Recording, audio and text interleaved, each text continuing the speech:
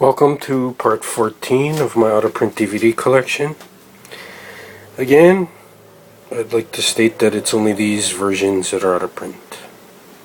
Just by looking at the first one, The Nightmare Before Christmas, you can tell. There's been many different versions. In fact, a new one just came out recently, a new 3D version, which I think is exactly the same as the older 3D version. Nightmare Before Christmas, I shouldn't have to talk about this movie. Everybody should know what this is. This should be a holiday tradition for most of you by now. But for those of you who aren't familiar, it's the Pumpkin King. He runs Halloween. He gets a glimpse at Christmas land or Christmas town, and he wants to co-opt Christmas for his own Halloween land. It's really good, stop motion animation, Tim Burton's. Did he direct this or did he produce? But anyway, it's a Tim Burton thing.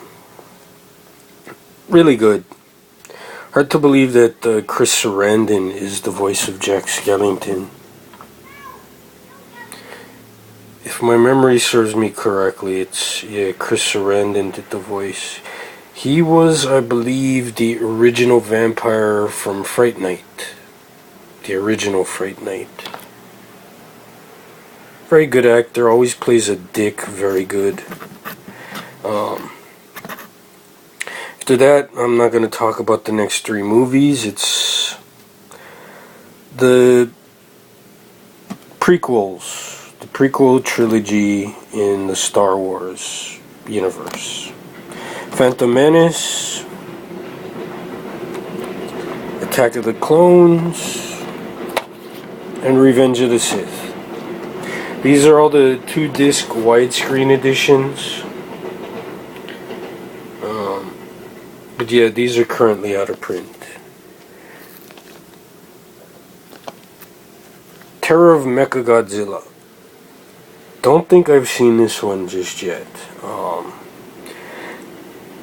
This takes place, I guess, after MechaGodzilla.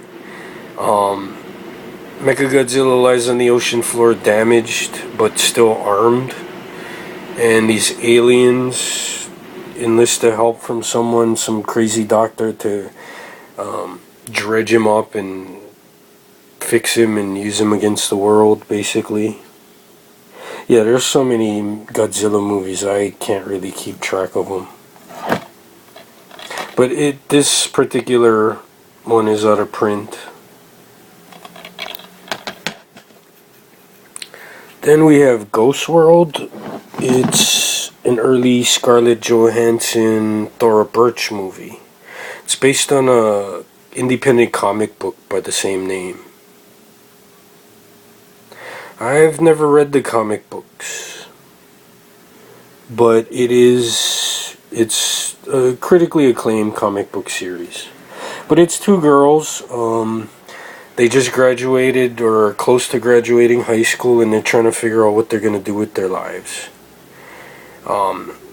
They develop a strange friendship with Steve Buscemi, who's like a middle-aged man at a record store. It works. It's funny. There's some really hilarious scenes in this one. It's an art house movie. It's a comedy. I consider it a comedy. I liked it. And this is... It seems like Scarlett Johansson was a better actress when she was younger. I don't know, maybe it's just me. Then we have Cromartie High, the movie. This is based on a Japanese comic or manga. They also turned it into an animated cartoon show. I guess it's being redundant, but yeah, it's a school for, I guess, the punks, the misfits, the troublemakers, and it's the story of a seemingly normal kid. He decides to go to this school. Some of his classmates, as you can see, they're gorillas, and that's a robot. Mekazawa, I think his name is, but It's a weird Japanese comedy. I don't think it's going to be for everyone. But if you're a fan of the comic book or the cartoon, you're going to like this. Yeah, Cromartie High, the live action movie. And we have Office Killer. It's a horror movie starring Carol Kane. Carol Kane was... I know her from Taxi. I mean, she's been in a ton of stuff. She was in The Princess Bride. But I remember her mostly from Taxi as Andy Kaufman's girlfriend on the show, Simca. But she plays like a mousy office lady. She's kind of a doormat. She gets treated badly by her coworkers, and one day she accidentally kills one of them, and it drives her crazy, and she thinks that the only way that she'll be friends with these people is if they're dead. So you have Molly Ringwald, Jeannie Triplehorn. I haven't seen it in ages, but I liked it. Carol Kane is a good actress. Next up is Dick. This is an early Kirsten Dunst, Michelle Williams movie. It's really strange. I'm surprised this got made. It's two like high school girls that develop a friendship with Richard Nixon when he was president of the United States, and I think they're the ones, I think in the movie they're the ones that tip off Woodward and Bernstein. Yeah, I think they're supposed to be Deep Throat in this movie. I liked it. Once you get past the weird premise of these high school girls, and they spend time at the White House. Like, it's really, like, it had never happened, but I still liked it. And they wear some pretty revealing clothes in this one. But yeah, Dick. I don't think it did that well at the box office when it came out.